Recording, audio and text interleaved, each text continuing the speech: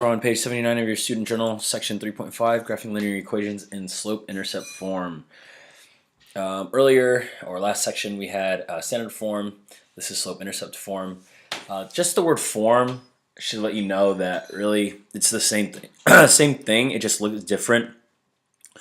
And so let's get to it. So the slope-intercept form is y equals mx plus b, where m is the slope and b is the y-intercept.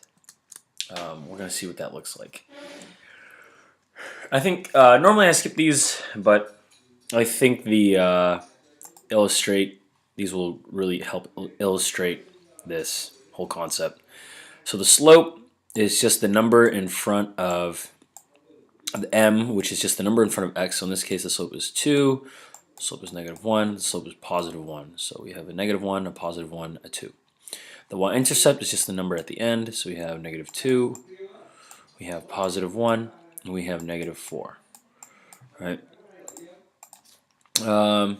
And that's about it. As long as you can identify those, then it will be smooth sailing. Let's see. Slope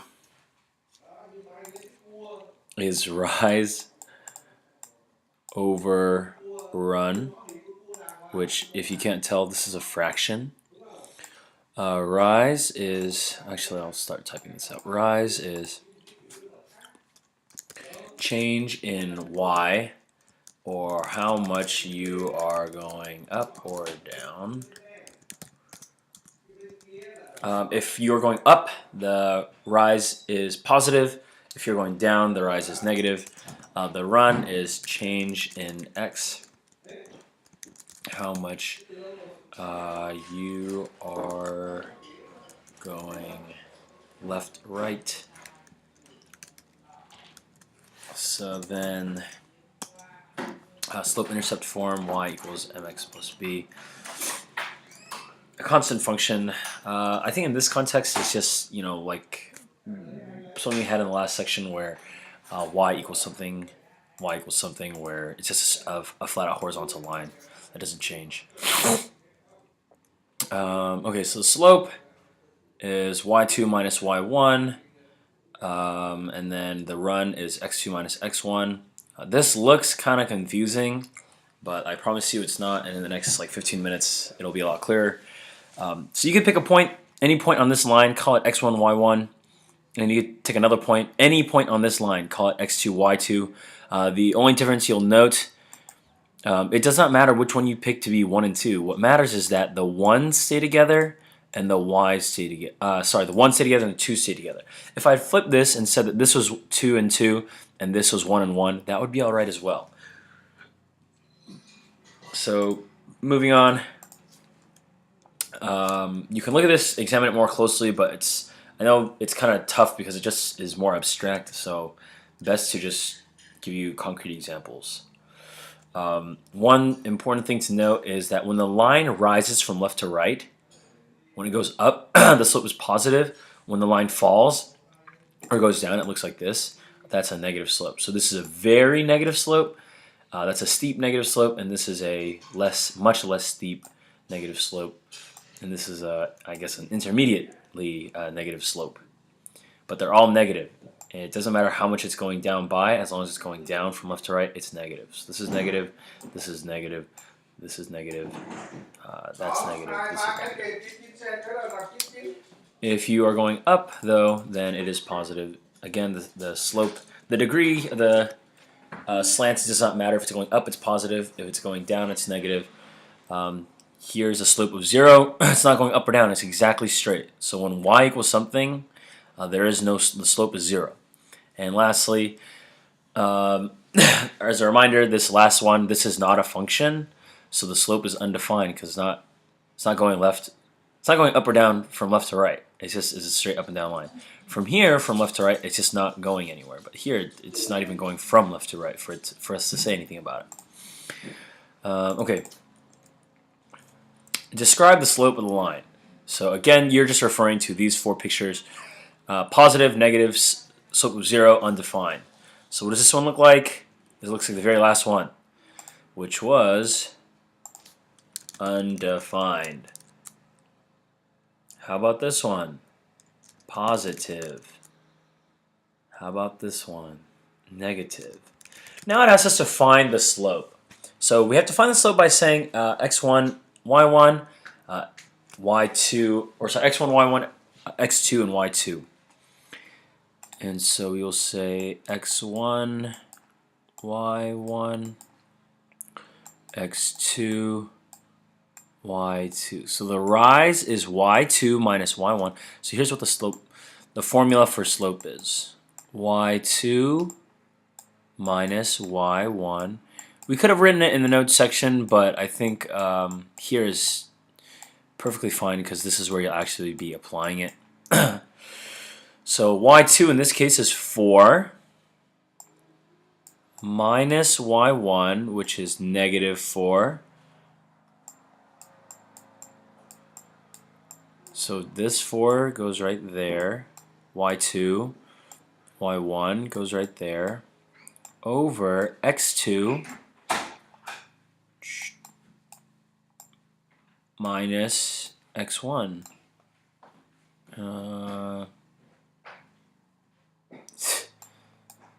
Kind of crummy, but whatever. If you're following along, it'll make sense. 4 minus negative 4 is 8. Positive 8, because you got to add them. 3 minus negative 1 is 3 plus 1 is 4. So the slope is 8 divided by 4 is 2. So I'm going to erase all this other stuff and actually leave it at 2 for us to think about, or for you guys to clearly show what I mean on this line. So if my slope is positive, you know, that means it's going, the direction that the line is going in is up. And earlier,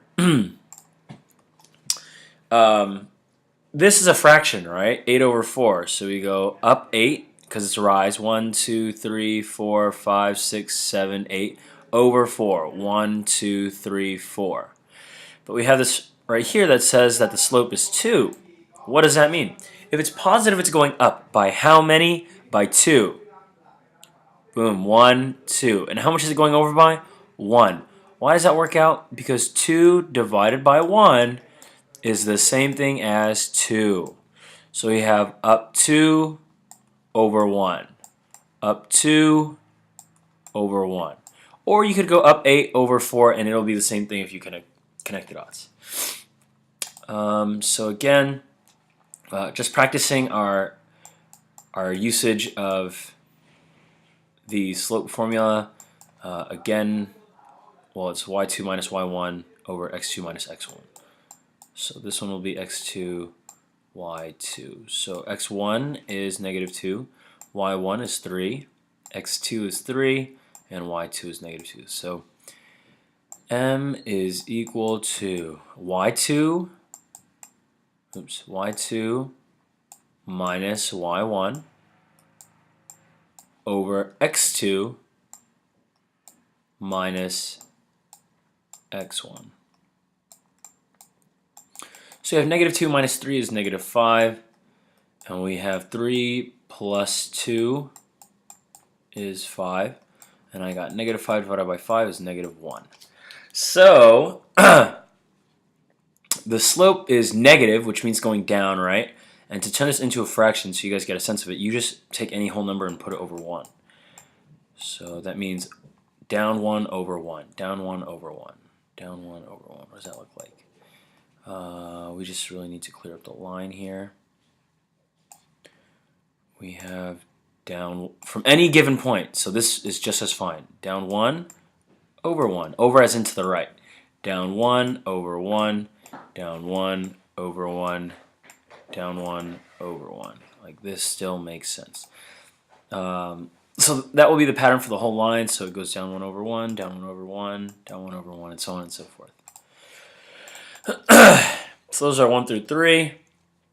Find the slope.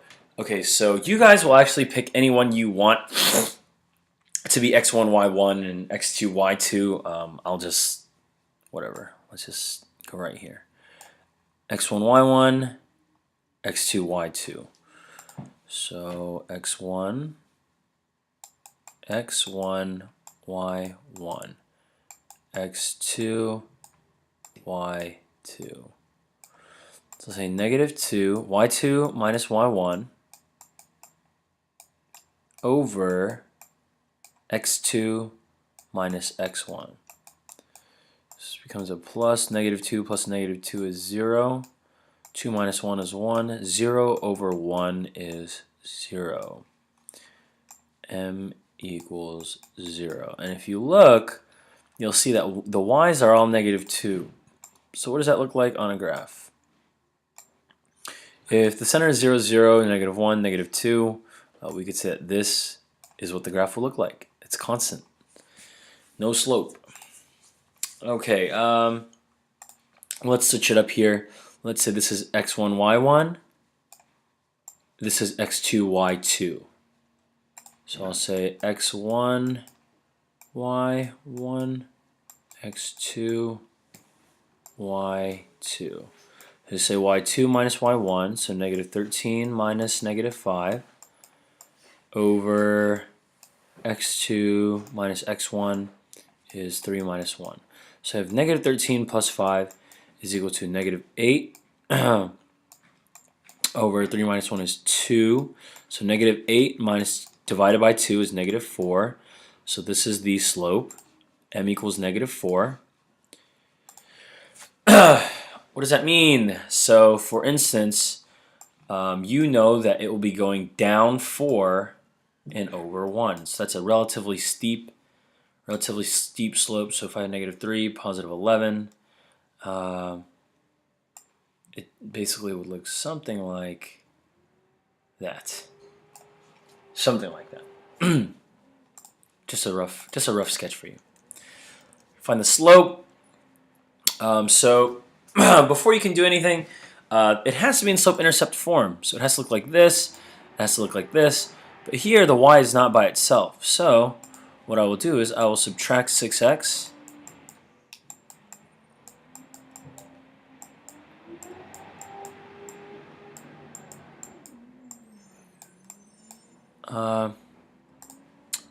I could say 24 minus 6x, or I could say negative, just for it to be in slope-intercept form, I could say negative 6x plus 24. I'm going to divide everything by 4. So, oh sorry, 4, not y, 4. So if y equals negative 3 over 2, 6 over 4 is the same thing as negative 3 over 2, x plus 24 divided by 4 is 6. The reason why I did negative 3 over 2 is negative 6 divided by 2 is 3, and then negative 3, and 4 divided by 2 is 2. So negative 6 over 4 divided by 2 over 2, which is really just 1, is negative 3 over 2. Right, that's it. Okay, so if we're looking at this, the slope is the number in front of x, and the y-intercept is the number at the end. So I'll circle the y-intercepts. Y-intercept, y-intercept, y-intercept. So the y-intercept is when x equals 0. So y-intercept 0, 2. Slope m equals negative 3 over 4. Y-intercept. Do you see anything there? What number represents nothing? 0, 0. Slope m equals 5. And over here, y-intercept 0, 6, and m equals negative 3. That means down 3 over 2 to the right. All right, that's it. For finding the slope-intercept just by looking at something, the y-intercept is just by looking at the end, the last number. Again, as a reminder though, it has to be in slope-intercept form where y is by itself. If y is not by itself, you have to make it by itself, right? Okay. A linear function models a relationship in which the dependent variable decreases 6 units. For every 3 units, the independent variable decreases. Oh, that's so annoying.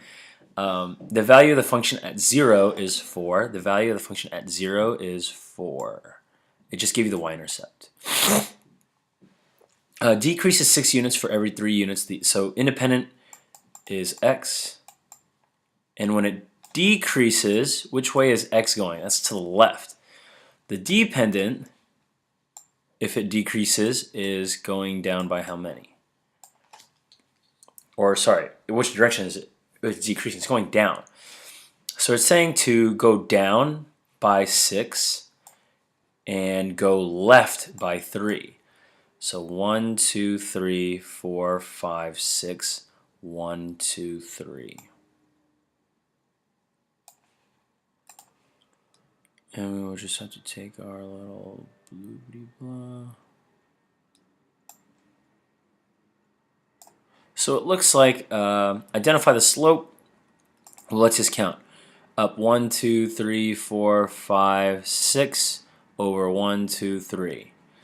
So the slope is rise by 6, run by 3. Again, that's just counting. 1, 2, 3, 4, 5, 6 over 1, 2, 3. So the slope is positive 2, which makes sense because it's going up, right? That's a positive slope, even though these things said decrease. Like if you worked it out, then this is what the decrease looks like. But from left to right, which is how you read the graph, it's going up. So the slope, the y-intercept, the y-intercept, what's the y-intercept? It's right here. Y-intercept, 0, 4. X-intercept is right here. What does that look like to you? -2, -2, 0. -2, 0. And that will be your x-intercept. Alright guys, that's it for this section. Hopefully you guys have some good read on slope-intercept form. If you have any questions, ask your teacher or let me know.